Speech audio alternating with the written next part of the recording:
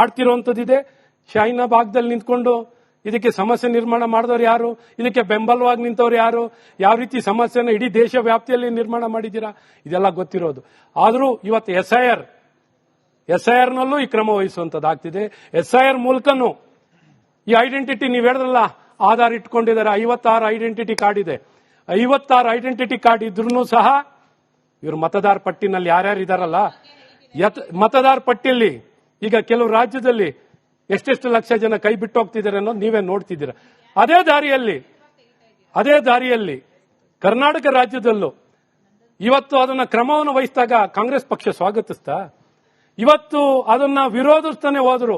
ಇವತ್ತು ಬಾಂಗ್ಲಾದೇಶರು ನಮ್ಗೆ ಓಟ್ ಹಾಕ್ತಾರೆ ಅನ್ನೋಂತ ಒಂದು ಭರವಸೆನಲ್ಲಿ, ವಿಶ್ವಾಸದಲ್ಲಿ ಇವತ್ತು ಕಾಂಗ್ರೆಸ್ ಪಕ್ಷ ಅವ್ರ ಪರವಾಗಿ ನಿಂತ್ಕೊಳ್ತಾ ಇದೆ. ಹಾಗಾಗಿ ಇವತ್ತು ನಾವು ಇದನ್ನೆಲ್ಲ ತಡಿಲಿಕ್ಕೆ, ಸ್ವಚ್ಛವನ್ನಗೊಳಿಸಲಿಕ್ಕೆ ಇವತ್ತು ಮತದಾರ ಪಟ್ಟಿ, ಇವತ್ತು ಬೇರೆ ದೇಶದವರು ಐಡೆಂಟಿಟಿ ಕಾರ್ಡ್, ನಮ್ಮ ಸ್ನೇಹಿತರು ಹೇಳಿದಾಗೆ ಐಡೆಂಟಿಟಿ ಕಾರ್ಡ್ ಇದ್ರು ಅವರು ಎಸ್ಐಆರ್ ನಲ್ಲಿ ಸೇರ್ಕೊಳ್ಳಲ್ಲ. ಹಾಗಾಗಿ ಇವರೆಲ್ಲ ಯಾವ ರೀತಿ ಜಾಲ ಇದೆ ಅನ್ನೋಂಥದ್ದು ಇವರು ಹೇಳಿದ್ದಾರೆ. ಇನ್ನು ಮುಂದಿನ ದಿನದಲ್ಲೂ ಇದನ್ನು ಇನ್ನೂ ಆಚೆ ಬರುತ್ತೆ. ಯಾವ ರೀತಿ ಇವರು ಫೇಕ್ ಕಾರ್ಡ್ಗಳು ಮಾಡ್ಕೋತಿದ್ದಾರೆ, ವ್ಯವಸ್ಥಿತವಾಗಿ ಜಾಲ ಇದೆ, ಇವ್ರ ಪರವಾಗಿ ಯಾರಿದ್ದಾರೆ, ಇವ್ರಿಗೆ ಸಾಫ್ಟ್ ಲ್ಯಾಂಡಿಂಗ್ ಎಲ್ಲ ಆಗುತ್ತೆ, ಎಲ್ಲಿಂದ ಬರ್ತಾರೆ, ಇಲ್ಲಿಂದ ಯಾರ್ಯಾರು ಇದ್ದಾರೆ, ಎಲ್ಲ ವ್ಯವಸ್ಥಿತವಾಗಿ ನಡೀತಿರುವಂತ ಒಂದು ಜಾಲ ರಾಜ್ಯದಲ್ಲಿ ನಡೀತಿರೋದು ಗೊತ್ತಿದೆ. ಬೇರೆ ರಾಜ್ಯದಲ್ಲೂ ನಡೆಸ್ತಾ ಇರೋದು ಅವ್ರ ಪರವಾಗಿರೋರು ಇದ್ದಾರೆ. 38 ಲಕ್ಷ ದುಡ್ಡು ಕಟ್ಟಿ ಕಾಯ್ತಾ ಇದಾರೆ ಅಂದ್ರಿ. ನಾನು ದುಡ್ಡು ಕಟ್ಟಿದ್ದೀನಿ. 38 ಲಕ್ಷ ಜನ ಕಾಯ್ತಾ ಇದ್ದಾರೆ ಅಂತ ನಾನು ಕಟ್ಟಿದ್ದೀನಿ. ಆದ್ರೆ ನನಗೆ ಮನೆ ಇದೆ, ನಾನು ರಸ್ತೆಯಲ್ಲಿಲ್ಲ. ಸೂರಿಲ್ಲದವರಿಗೆ ಮನೆಗಳನ್ನ ಕೊಡುವುದು ಸರ್ಕಾರದ ಮೊದಲ ಆದ್ಯತೆ. ಪೂರ್ತಿ ಹೇಳ್ಬಿಡ್ತೀನಿ. ಕನ್ನಡಿಗರಲ್ಲದವರಿಗೆ ಇಲ್ಲಿ ಮನೆ ಕೊಡಲ್ಲ. ನಿಯಮಗಳನ್ನ ಮೀರಿ ಮನೆ ಕೊಡೋದಕ್ಕೆ ಬರೋದೇ ಇಲ್ಲ. ನೀವ್ ಹೇಳಿದ್ದು ನಾನು ಒಪ್ತೀನಿ. ಮನೆ ಕೊಡ್ತೀವಿ ಅಂದಿದ್ದು ಹೌದು, ಆದ್ರೆ ನಿಯಮಗಳನ್ನು ಮೀರಿ ಕೊಡ್ತೀವಿ. ಕನ್ನಡಿಗರಿಗೆ ಅಲ್ಲದವ್ರಿಗೆ ಮನೆ ಕೊಡ್ತೀವಿ, ಬಾಂಗ್ಲಾದವ್ರಿಗೆ ಮನೆ ಕೊಡ್ತೀವಿ, ಸಾಧ್ಯವೇ ಇಲ್ಲ. ಅಪ್ಪಿತಪ್ಪಿ ಏನಾದ್ರೂ ಕೊಡೋ ಪ್ರಯತ್ನಗಳನ್ನು ಮಾಡಿದ್ರು ಕೂಡ ನೀವು ಸುಮ್ಮನೆ ಇರೋದಿಲ್ಲ. ನೀವು ಕೋರ್ಟ್ಗೆ ಹೋಗ್ತೀರಿ, ಅದಕ್ಕೆ ಸ್ಟೇ ತಂದೆ ತರ್ತೀರಿ, ಕೊಡೋದಕ್ಕೆ ಬರೋದೇ ಇಲ್ಲ. ಕನ್ನಡಿಗರಿಗೆ ಮಾತ್ರ ಮನೆ, ನೆನ್ಪಿಟ್ಕೊಳ್ಳಿ.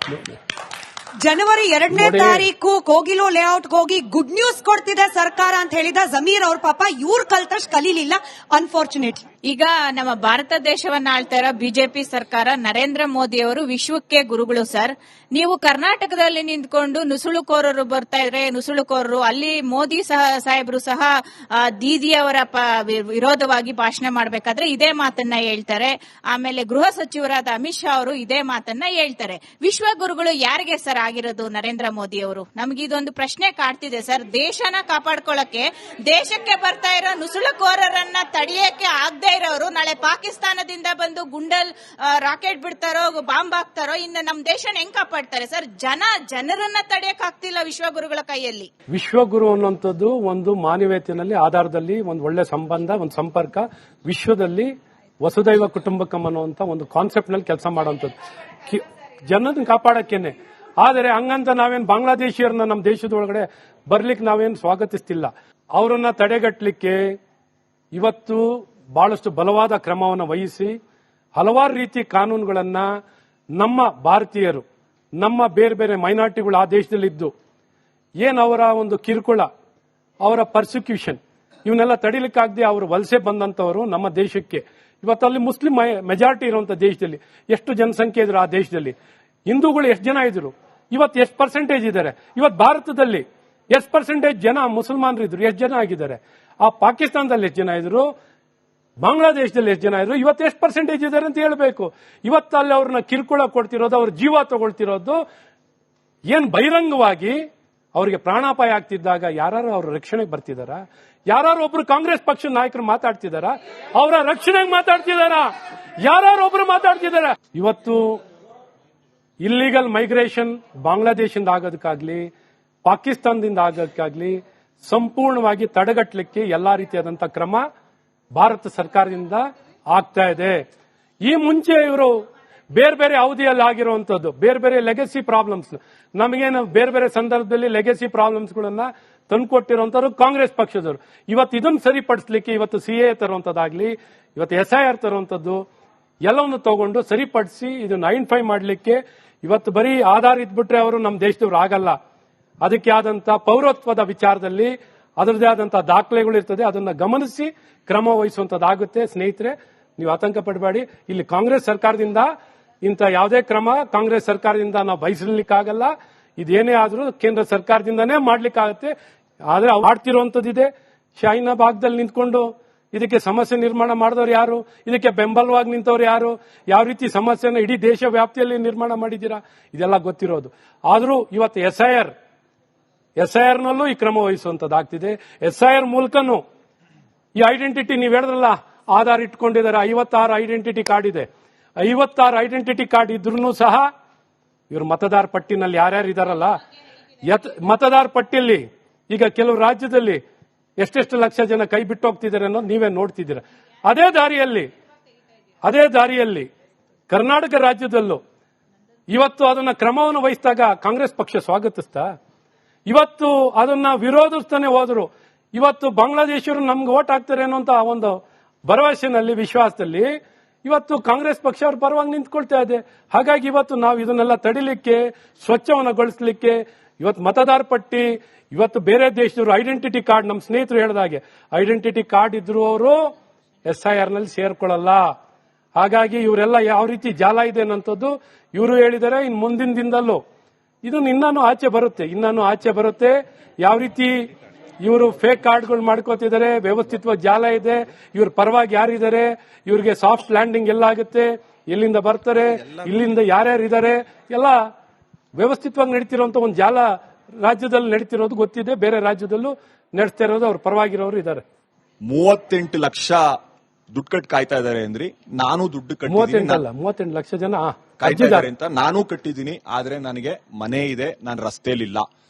ಸೂರಿಲ್ಲದವರಿಗೆ ಮನೆಗಳನ್ನ ಕೊಡುವುದು ಸರ್ಕಾರದ ಮೊದಲ ಆದ್ಯತೆ. ಪೂರ್ತಿ ಹೇಳ್ಬಿಡ್ತೀನಿ. ಕನ್ನಡಿಗರಲ್ಲದವರಿಗೆ ಇಲ್ಲಿ ಮನೆ ಕೊಡಲ್ಲ. ನಿಯಮಗಳನ್ನ ಮೀರಿ ಮನೆ ಕೊಡೋದಕ್ಕೆ ಬರೋದೇ ಇಲ್ಲ. ನೀವ್ ಹೇಳಿದ್ದು ನಾನು ಒಪ್ತೀನಿ. ಮನೆ ಕೊಡ್ತೀವಿ ಅಂದಿದ್ದು ಹೌದು, ಆದ್ರೆ ನಿಯಮಗಳನ್ನ ಮೀರಿ ಕೊಡ್ತೀವಿ. ಕನ್ನಡಿಗರಿಗೆ ಅಲ್ಲದವ್ರಿಗೆ ಮನೆ ಕೊಡ್ತೀವಿ, ಬಾಂಗ್ಲಾದವ್ರಿಗೆ ಮನೆ ಕೊಡ್ತೀವಿ, ಸಾಧ್ಯವೇ ಇಲ್ಲ. ಅಪ್ಪಿತಪ್ಪಿ ಏನಾದ್ರೂ ಕೊಡೋ ಪ್ರಯತ್ನಗಳನ್ನ ಮಾಡಿದ್ರು ಕೂಡ ನೀವು ಸುಮ್ಮನೆ ಇರೋದಿಲ್ಲ. ನೀವು ಕೋರ್ಟ್ಗೆ ಹೋಗ್ತೀರಿ, ಅದಕ್ಕೆ ಸ್ಟೇ ತಂದೆ ತರ್ತೀರಿ, ಕೊಡೋದಕ್ಕೆ ಬರೋದೇ ಇಲ್ಲ. ಕನ್ನಡಿಗರಿಗೆ ಮಾತ್ರ ಮನೆ, ನೆನ್ಪಿಟ್ಕೊಳ್ಳಿ. ಜನವರಿ 2ನೇ ತಾರೀಕು ಕೋಗಿಲು ಲೇಔಟ್ಗೆ ಹೋಗಿ ಗುಡ್ ನ್ಯೂಸ್ ಕೊಡ್ತಿದೆ ಸರ್ಕಾರ ಅಂತ ಹೇಳಿದ ಜಮೀರ್ ಅವ್ರ ಪಾಪ ಇವ್ರು ಕಲ್ತಷ್ಟು ಕಲೀಲಿಲ್ಲ, ಅನ್ಫಾರ್ಚುನೇಟ್ಲಿ. ಈಗ ನಮ್ಮ ಭಾರತ ದೇಶವನ್ನ ಆಳ್ತಾ ಇರೋ ಬಿಜೆಪಿ ಸರ್ಕಾರ, ನರೇಂದ್ರ ಮೋದಿ ಅವರು ವಿಶ್ವಕ್ಕೆ ಗುರುಗಳು ಸರ್. ನೀವು ಕರ್ನಾಟಕದಲ್ಲಿ ನಿಂತ್ಕೊಂಡು ನುಸುಳುಕೋರರು ಬರ್ತಾ ಇದ್ರೆ, ನುಸುಳುಕೋರರು ಅಲ್ಲಿ ಮೋದಿ ಸಾಹೇಬರು ಸಹ ದೀದಿಯವರ ವಿರೋಧವಾಗಿ ಭಾಷಣ ಮಾಡಬೇಕಾದ್ರೆ ಇದೇ ಮಾತನ್ನ ಹೇಳ್ತಾರೆ. ಆಮೇಲೆ ಗೃಹ ಸಚಿವರಾದ ಅಮಿತ್ ಶಾ ಅವರು ಇದೇ ಮಾತನ್ನ ಹೇಳ್ತಾರೆ. ವಿಶ್ವ ಗುರುಗಳು ಯಾರಿಗೆ ಸರ್ ಆಗಿರೋದು ನರೇಂದ್ರ ಮೋದಿ ಅವರು? ನಮ್ಗೆ ಇದೊಂದು ಪ್ರಶ್ನೆ ಕಾಡ್ತಿದೆ ಸರ್. ದೇಶನ ಕಾಪಾಡ್ಕೊಳ್ಳಕ್ಕೆ, ದೇಶಕ್ಕೆ ಬರ್ತಾ ಇರೋ ನುಸುಳುಕೋರರನ್ನ ತಡೆಯಕ್ಕೆ ಆಗದೆ ಇರೋರು ನಾಳೆ ಪಾಕಿಸ್ತಾನದಿಂದ ಬಂದು ಗುಂಡಲ್ ರಾಕೆಟ್ ಬಿಡ್ತಾರೋ, ಬಾಂಬ್ ಹಾಕ್ತಾರೋ, ಇನ್ನು ನಮ್ಮ ದೇಶನ ಹೆಂಗ್ ಕಾಪಾಡ್ತಾರೆ ಸರ್? ಜನರನ್ನ ತಡೆಯಕ್ ಆಗ್ತಿಲ್ಲ ವಿಶ್ವಗುರುಗಳ ಕೈಯಲ್ಲಿ. ವಿಶ್ವಗುರು ಅನ್ನುವಂಥದ್ದು ಒಂದು ಮಾನವೀಯತೆಯಲ್ಲಿ ಆಧಾರದಲ್ಲಿ ಒಂದು ಒಳ್ಳೆ ಸಂಬಂಧ, ಒಂದು ಸಂಪರ್ಕ, ವಿಶ್ವದಲ್ಲಿ ವಸುದೈವ ಕುಟುಂಬಕಂ ಅನ್ನುವಂತ ಒಂದು ಕಾನ್ಸೆಪ್ಟ್ ನಲ್ಲಿ ಕೆಲಸ ಮಾಡುವಂಥದ್ದು, ಜನರನ್ನ ಕಾಪಾಡಕ್ಕೇನೆ. ಆದರೆ ಹಂಗಂತ ನಾವೇನು ಬಾಂಗ್ಲಾದೇಶಿಯರನ್ನ ನಮ್ಮ ದೇಶದೊಳಗಡೆ ಬರ್ಲಿಕ್ಕೆ ನಾವೇನು ಸ್ವಾಗತಿಸ್ತಿಲ್ಲ. ಅವರನ್ನ ತಡೆಗಟ್ಟಲಿಕ್ಕೆ ಇವತ್ತು ಬಹಳಷ್ಟು ಬಲವಾದ ಕ್ರಮವನ್ನು ವಹಿಸಿ ಹಲವಾರು ರೀತಿ ಕಾನೂನುಗಳನ್ನ ನಮ್ಮ ಭಾರತೀಯರು, ನಮ್ಮ ಬೇರೆ ಬೇರೆ ಮೈನಾರಿಟಿಗಳು ಆ ದೇಶದಲ್ಲಿದ್ದು ಏನು ಅವರ ಒಂದು ಕಿರುಕುಳ, ಅವರ ಪರ್ಸಿಕ್ಯೂಷನ್, ಇವನ್ನೆಲ್ಲ ತಡಿಲಿಕ್ಕಾಗದೆ ಅವರು ವಲಸೆ ಬಂದಂತವರು ನಮ್ಮ ದೇಶಕ್ಕೆ. ಇವತ್ತಲ್ಲಿ ಮುಸ್ಲಿಂ ಮೆಜಾರಿಟಿ ಇರುವಂತ ದೇಶದಲ್ಲಿ ಎಷ್ಟು ಜನಸಂಖ್ಯೆ ಇದ್ರು, ಆ ದೇಶದಲ್ಲಿ ಹಿಂದೂಗಳು ಎಷ್ಟು ಜನ ಇದ್ರು, ಇವತ್ತು ಎಷ್ಟು ಪರ್ಸೆಂಟೇಜ್ ಇದ್ದಾರೆ, ಇವತ್ತು ಭಾರತದಲ್ಲಿ ಎಷ್ಟು ಪರ್ಸೆಂಟೇಜ್ ಜನ ಮುಸಲ್ಮಾನರು ಇದ್ರು, ಎಷ್ಟು ಜನ ಆಗಿದ್ದಾರೆ, ಆ ಪಾಕಿಸ್ತಾನದಲ್ಲಿ ಎಷ್ಟು ಜನ ಇದ್ರು, ಬಾಂಗ್ಲಾದೇಶದಲ್ಲಿ ಎಷ್ಟು ಜನ ಇದ್ರು, ಇವತ್ತು ಎಷ್ಟು ಪರ್ಸೆಂಟೇಜ್ ಇದ್ದಾರೆ ಅಂತ ಹೇಳಬೇಕು.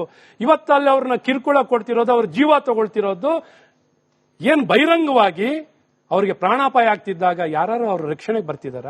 ಯಾರು ಒಬ್ರು ಕಾಂಗ್ರೆಸ್ ಪಕ್ಷದ ನಾಯಕರು ಮಾತಾಡ್ತಿದಾರ? ಅವರ ರಕ್ಷಣೆಗೆ ಮಾತಾಡ್ತಿದಾರ? ಯಾರು ಒಬ್ರು ಮಾತಾಡ್ತಿದಾರ? ಇವತ್ತು ಇಲ್ಲಿಗಲ್ ಮೈಗ್ರೇಷನ್ ಬಾಂಗ್ಲಾದೇಶದಿಂದ ಆಗೋದಕ್ಕಾಗ್ಲಿ, ಪಾಕಿಸ್ತಾನದಿಂದ ಆಗೋದಕ್ಕಾಗ್ಲಿ ಸಂಪೂರ್ಣವಾಗಿ ತಡೆಗಟ್ಟಲಿಕ್ಕೆ ಎಲ್ಲಾ ರೀತಿಯಾದಂತಹ ಕ್ರಮ ಭಾರತ ಸರ್ಕಾರದಿಂದ ಆಗ್ತಾ ಇದೆ. ಈ ಮುಂಚೆ ಇವರು ಬೇರೆ ಬೇರೆ ಅವಧಿಯಲ್ಲಿ ಆಗಿರುವಂತದ್ದು ಬೇರೆ ಬೇರೆ ಲೆಗಸಿ ಪ್ರಾಬ್ಲಮ್ಸ್, ನಮಗೇನು ಬೇರೆ ಬೇರೆ ಸಂದರ್ಭದಲ್ಲಿ ಲೆಗಸಿ ಪ್ರಾಬ್ಲಮ್ಸ್ಗಳನ್ನ ತಂದುಕೊಟ್ಟಿರುವಂತವ್ರು ಕಾಂಗ್ರೆಸ್ ಪಕ್ಷದವರು. ಇವತ್ತು ಇದನ್ನು ಸರಿಪಡಿಸಲಿಕ್ಕೆ ಇವತ್ತು ಸಿಎ ತರುವಂತದ್ದಾಗ್ಲಿ, ಇವತ್ತು SIR ತರುವಂತದ್ದು ಎಲ್ಲವನ್ನು ತಗೊಂಡು ಸರಿಪಡಿಸಿ ಇದನ್ನು ಐಡೆಂಟಿಫೈ ಮಾಡಲಿಕ್ಕೆ ಇವತ್ತು ಬರೀ ಆಧಾರ ಇದ್ಬಿಟ್ರೆ ಅವರು ನಮ್ಮ ದೇಶದವ್ರು ಆಗಲ್ಲ. ಅದಕ್ಕೆ ಆದಂತ ಪೌರತ್ವದ ವಿಚಾರದಲ್ಲಿ ಅದರದೇ ಆದಂತಹ ದಾಖಲೆಗಳು ಇರ್ತದೆ. ಅದನ್ನ ಗಮನಿಸಿ ಕ್ರಮ ವಹಿಸುವಂತದ್ದಾಗುತ್ತೆ. ಸ್ನೇಹಿತರೆ, ನೀವು ಆತಂಕ ಪಡಬೇಡಿ. ಇಲ್ಲಿ ಕಾಂಗ್ರೆಸ್ ಸರ್ಕಾರದಿಂದ ಇಂಥ ಯಾವುದೇ ಕ್ರಮ ಕಾಂಗ್ರೆಸ್ ಸರ್ಕಾರದಿಂದ ನಾವು